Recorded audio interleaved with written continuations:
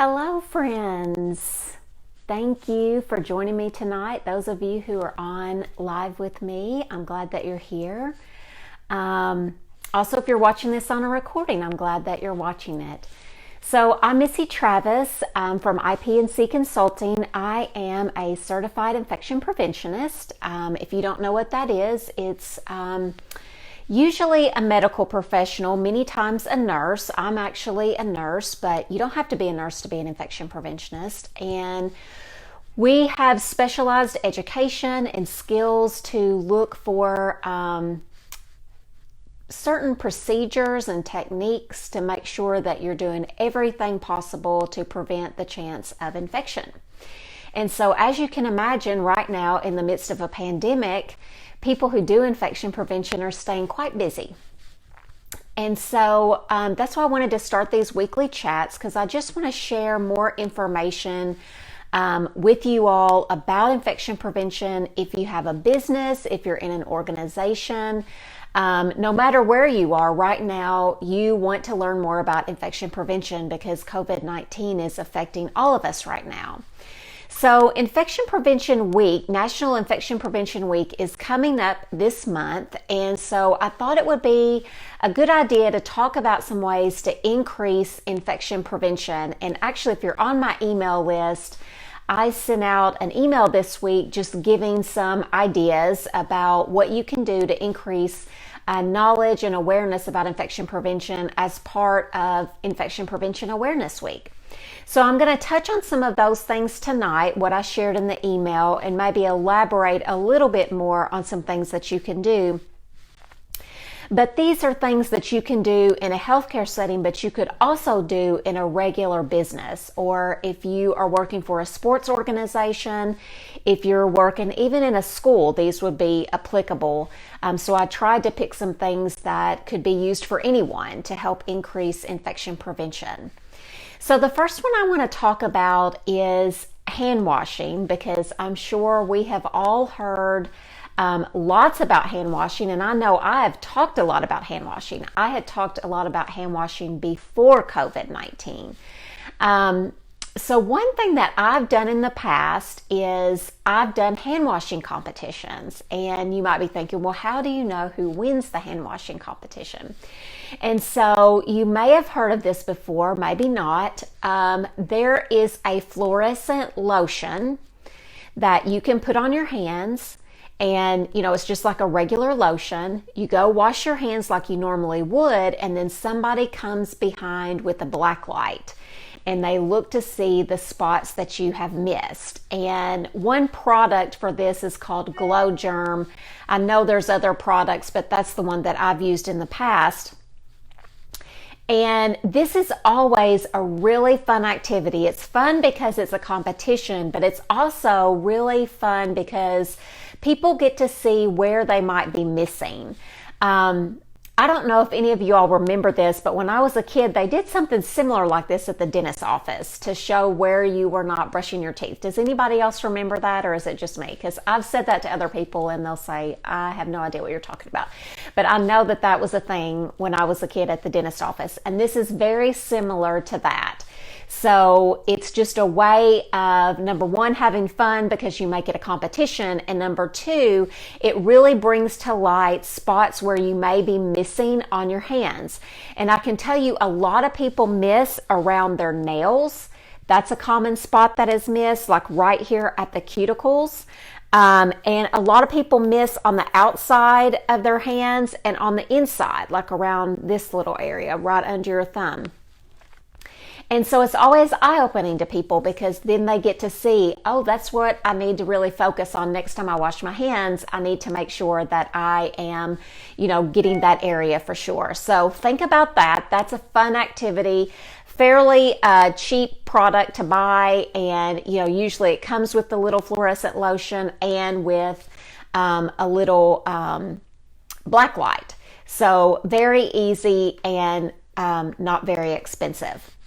The next thing that I did last year, which really was a little fortuitous because of COVID-19, but last year we played a little game where I took pictures of everyone wearing a mask and then we tried to guess who it was in the mask.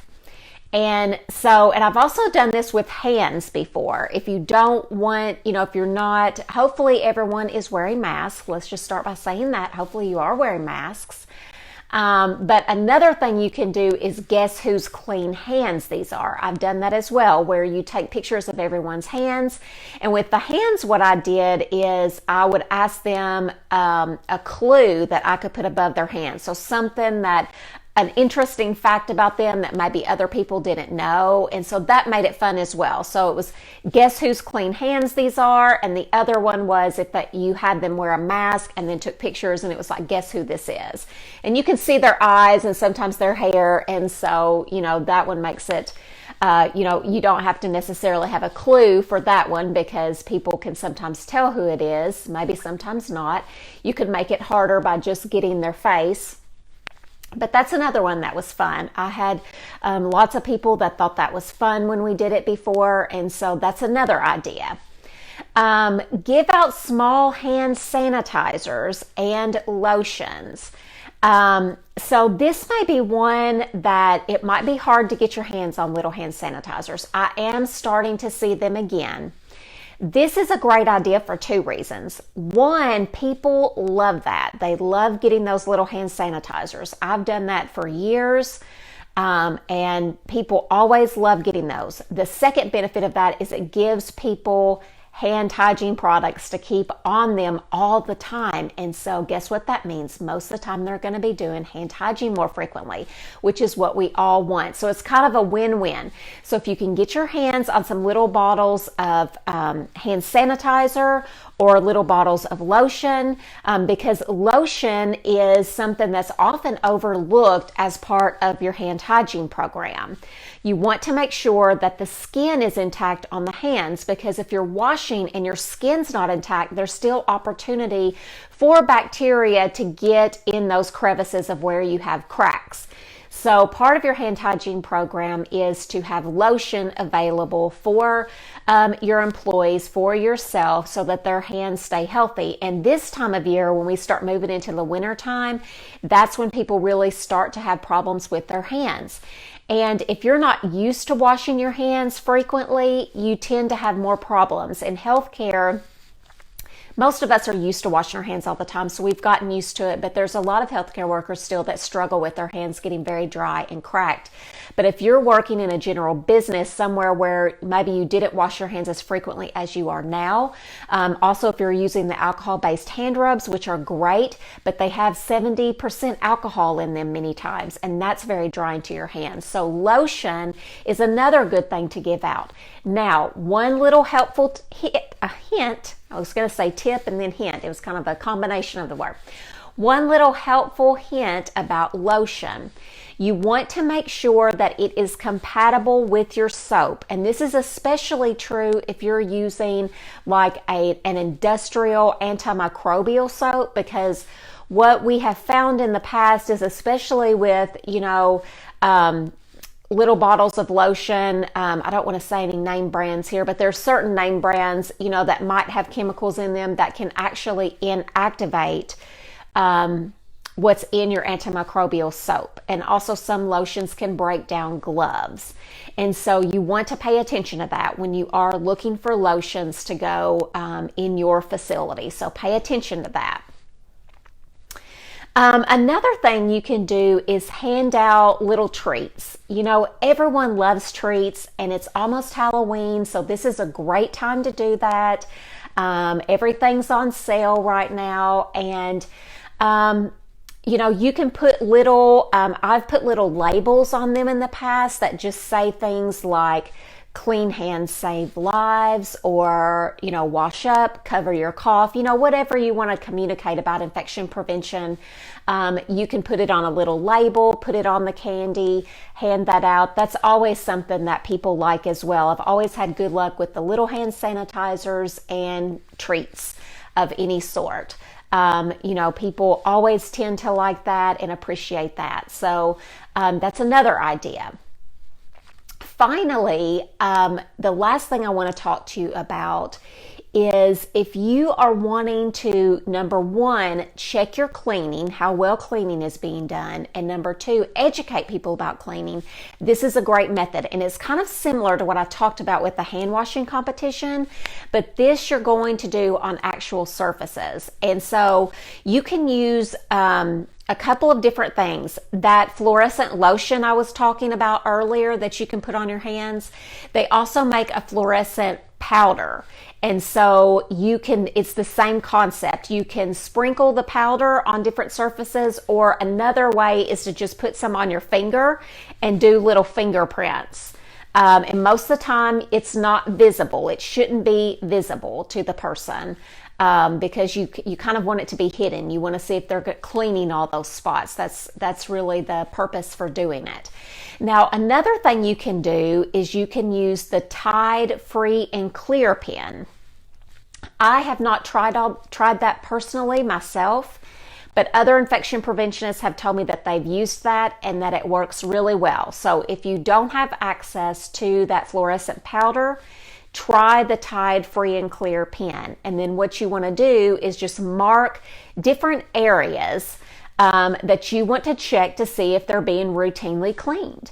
And so if you're in a business, I would start with some of those frequently touched surfaces like countertops, doorknobs, door handles, handrails, light switches, all those things that should be cleaned frequently. That's where you may want to start.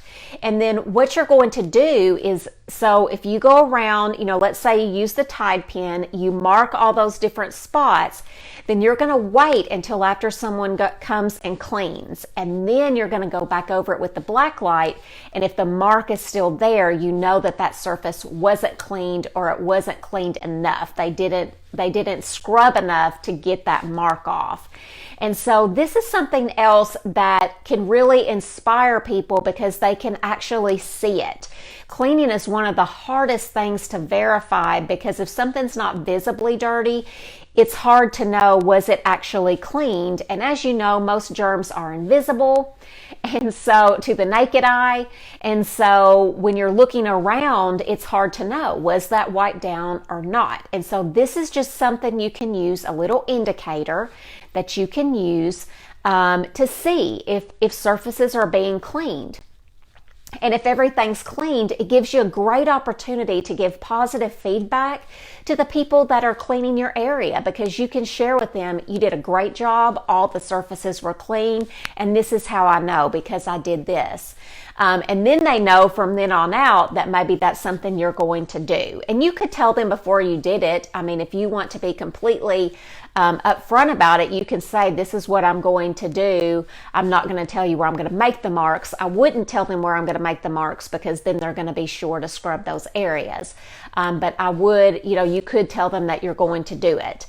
And then they just don't know when you're going to do it. But that's another way, and that's something that improves your infection prevention because it improves your cleaning, but it also gives you an opportunity to give immediate feedback to whoever is cleaning your office, your healthcare facility, your school. If you're working with a sports team, you can use these methods with a multitude of different businesses. Any of these would be appropriate and fun and just different ways to talk about infection prevention because believe me, I've been doing infection prevention for almost 20 years now. I know how hard it is to teach infection prevention. There's only so many ways that you can make it interesting, that you can get other people's attention.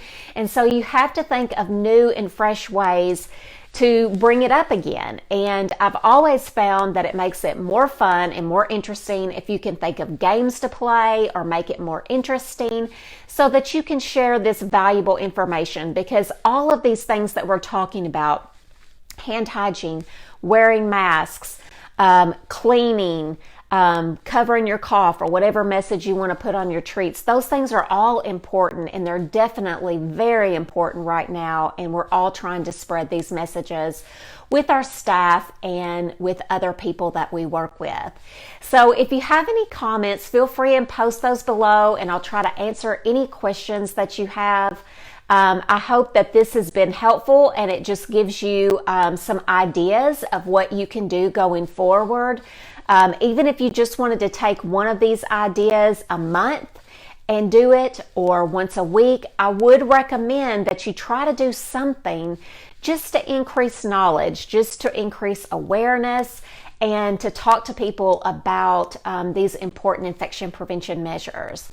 I'm not seeing any questions in the comments, but I will be sure to tag me, and that way I'll get notified when there are questions. I do welcome your questions. If there's anything that I talked about and you want further details, just reach out to me and I'm glad to share that with you. I hope that this has been helpful for you. Thanks for joining me tonight and giving me a piece of your time, and I'll see you soon.